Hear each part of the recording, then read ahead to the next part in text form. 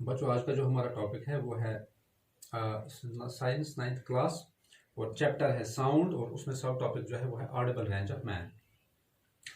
Audible range of man होता है कि इंसान जो है, ह्यूमंस जो हैं, वो किस फ्रीक्वेंसी से लेकर किस फ्रीक्वेंसी तक की साउंड्स को सुन सकते हैं। जैसे ह्यूमंस जो होते हैं ये 20 हर्ट्ज से ऊपर और 20,000 हर्ट्ज तक की साउंड्स जो हैं, जिनकी फ्रीक्वेंसीज होती हैं, वो साउंड सिर्फ सुन सकते हैं 20 हर्ट्ज से लेकर 20,000 हर्ट्ज तक। इसके बीच में जो साउंड फ्रीक्वेंसीज होंगी वो सुनाई देगी ह्यूमंस को। तो अगर किसी साउंड की फ्रीक्वेंसी बिलो 20 हर्ट्ज है तो उसको हम इंफ्रासोनिक साउंड और इंफ्रासोनिक्स बोलते हैं simply. Sound waves having frequencies below 20 hertz, तो इनको हम बोलते हैं इंफ्रासोनिक साउंड्स। तो इंफ्रासोनिक साउंड जो है ये इंसान को सुनाई नहीं देते क्योंकि ये फॉल नहीं होती है ऑडिबल रेंज ऑफ मैन में, फॉल नहीं होती। तो फिर ये किसको सुनाई देती है? ये जानवरों को सुनाई देती है, जैसे रिनोसर्स है, व्हेल्स हैं, एलिफेंट्स है, हिपोज हैं, जिराफ्स हैं, ऑक्टोपस हैं। इन जानवरों को ये सुनाई देती है, ये इंफ्रासोनिक साउंड्स। इसके बाद अगर कोई ऐसी साउंड जिसकी फ्रीक्वेंसी अबोव 20,000 हर्ट्ज है तो इनको क्या हम बोलते हैं? इनको हम बोलते हैं अल्ट्रासोनिक साउंड और ultrasonics. Sound waves having frequencies more than 20,000 hertz जो होते हैं, इसको ये भी ऑडिबल रेंज मैन से बाहर है, सुनाई नहीं देता है। अल्ट्रासाउंड भी इंसान को सुनाई नहीं देता है, ह्यूमंस को, लेकिन ये भी कुछ जानवरों को सुनाई देती हैं, जैसे डॉल्फिन्स हैं, बैट्स हैं, डॉग्स हैं, पोर्पोइजेस हैं, रैट्स हैं। कहा जाता है कि जो रैट्स होते हैं ये आपस में एक गेम खेलते हैं, ये गेम खेलते हैं जो है by producing ultrasound. Rats play themselves by using ultrasounds. इसके बाद अगर हम एप्लीकेशंस की बात करें तो इस अल्ट्रासाउंड की एप्लीकेशन क्या है, कहाँ कहाँ ये काम आता है अल्ट्रासाउंड। कहते हैं कि अल्ट्रासाउंड जो होता है ये cleaning of hard to reach places. जैसे हमारे पास कोई स्पाइरल ट्यूब है, ऐसे ऐसे ट्यूब है,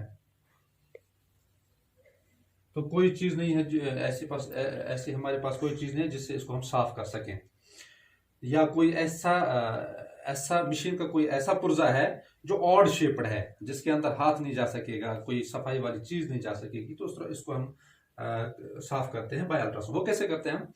हम इसको एक सोल्यूशन में डालते हैं, क्लीनिंग सोल्यूशन एक डालते हैं, क्लीनिंग सोल्यूशन एक लेते हैं हम, और उसमें हम ये साफ करनी है हमें चीज, वो उसमें हम डाल देते हैं, और फिर उस सोल्यूशन को बाहर से अप्लाई करते हैं, ये उसमें सेंड करते हैं हम ये अल्ट्रासाउंड।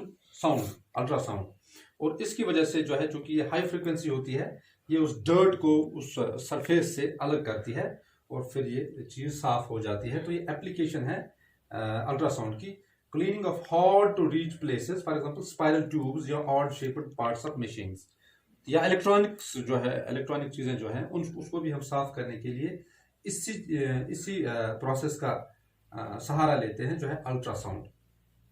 इसके बाद दूसरी एप्लीकेशन है जो है detect cracks and flaws in the metal blocks.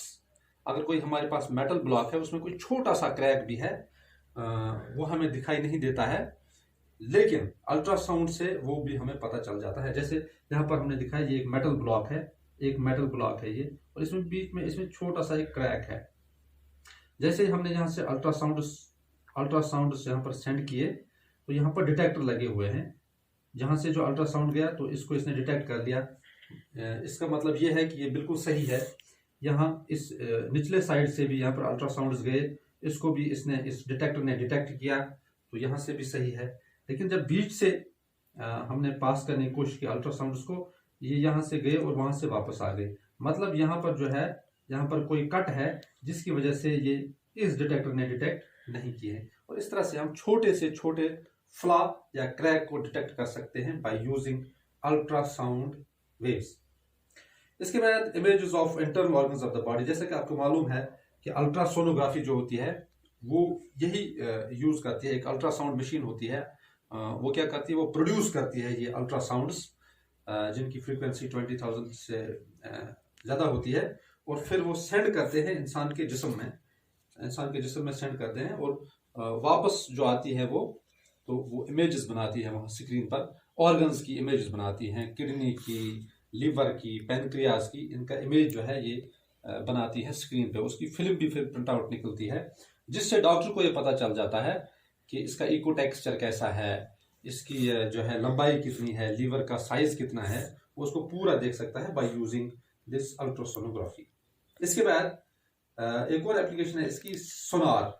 सोनार जो है ये एक एक्रोनिम है, असली इसका ये जो है एब्रिविएशन समझिए आप, इसका मतलब है साउंड नेविगेशन एंड रेंजिंग। ये किससे काम आता है? ये शिप्स में लगा होता है यूजुअली। शिप्स में ये समझ लीजिए आप, ये मान लीजिए एक शिप है और शिप में ये सोनार लगा हुआ है नीचे से यहाँ पर बेस में, तो ये समझिए आप ये है ट्रांसमीटर जिसको हम बोलते हैं, टी हमने इसको लिखा, ये ट्रांसमीटर है।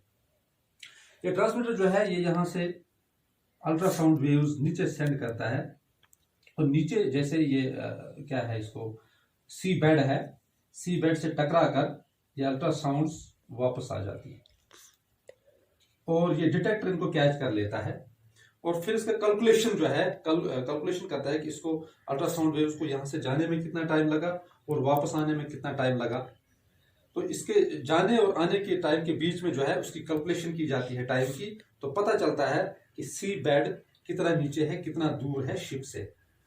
तो यूज ऑफ अल्ट्रासाउंड वेव्स में जो है ये यूजिंग सोनार जो है ये अल्ट्रासाउंड वेव्स का यूज करता है। इससे पता चलती है depth of the sea bed, जैसे ये अंडर वाटर सी हिल्स, कभी कभी जो समंदर जो है, समंदर के नीचे जो है छोटी छोटी पहाड़ियां होती हैं, वो कितनी दूर हैं शिप से, तो उनका ये मेजर करने के लिए, या आइसबर्ग्स या संकन सबमरीन्स, कभी कभी सबमरीन जो है वो डूब जाते हैं समुद्र में और फिर उनको डिटेक्ट करने के लिए ये सोनार का काम लिया जाता है। और सोनार जो है ये अल्ट्रासाउंड की ही एप्लीकेशन है। इसके बाद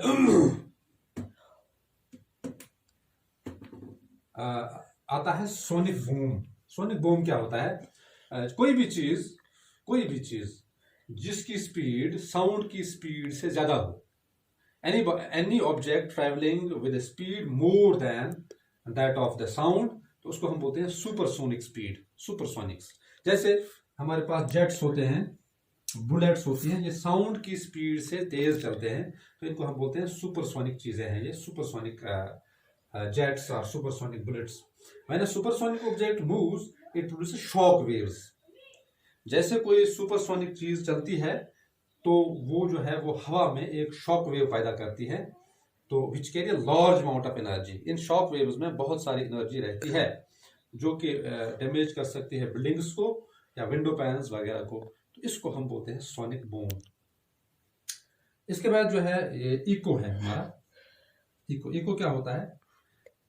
इको होता है कि जब साउंड किसी चीज के साथ टकराती है और फिर वापस आती है, फिर हमको सुनाई देती है, उसको हम इको बोलते हैं। जैसे हम किसी पहाड़ी पे जाते हैं, फिर वहां पर हम आवाज मारते हैं, तो ये आवाज जो है ये बार बार जो है ये वापस आकर हमें सुनाई देती है दोबारा से। हमारी साउंड जो है हमने जब बोला था और उसके बीच में कुछ गैप है, उसके थोड़ी देर बाद हमें सुनाई देती है, तो इसको हम इको बोलते हैं, इको। तो ये जैसे हमारी आवाज जो है किसी बिल्डिंग से टकराएगी या वॉल से टकराएगी या माउंटेन से टकराएगी तो वापस आ जाती है, इसको हम बोलते हैं ये इको है। तो टाइम कितना होना चाहिए? ओरिजिनल साउंड जो पैदा हुई थी और इको, इसके बीच में 0.1 सेकंड्स का गैप होना चाहिए, फिर ये हमें अच्छी तरह सुनाई देता है। ओरिजिनल साउंड जो बोली गई थी और जो इको जो है, इसके बीच में 0.1 सेकंड्स का गैप होना चाहिए, तब ये हमें सुनाई देगी। और डिस्टेंस कितनी होनी चाहिए? जो सोर्स ऑफ साउंड है, जिसने बात बोली है या जिसने आवाज निकाली है, उसके बीच में और ऑब्स्टेकल के बीच में, ऑब्स्टेकल जो है ये मिनिमम डिस्टेंस होनी चाहिए 17.2 मीटर्स, नहीं तो ये नहीं सुनाई देगी। अगर 17.2 मीटर से कम हम रखेंगे ये गैप, तो ये ऑब्स्टेकल और सोर्स ऑफ साउंड के बीच में कम से कम 17.2 मीटर्स की गैप होनी चाहिए, नहीं तो फिर हमें ये नहीं सुनाई देगी, ये इको। इसके बाद है रिवर्बरेशन। रिवर्बरेशन क्या होता है?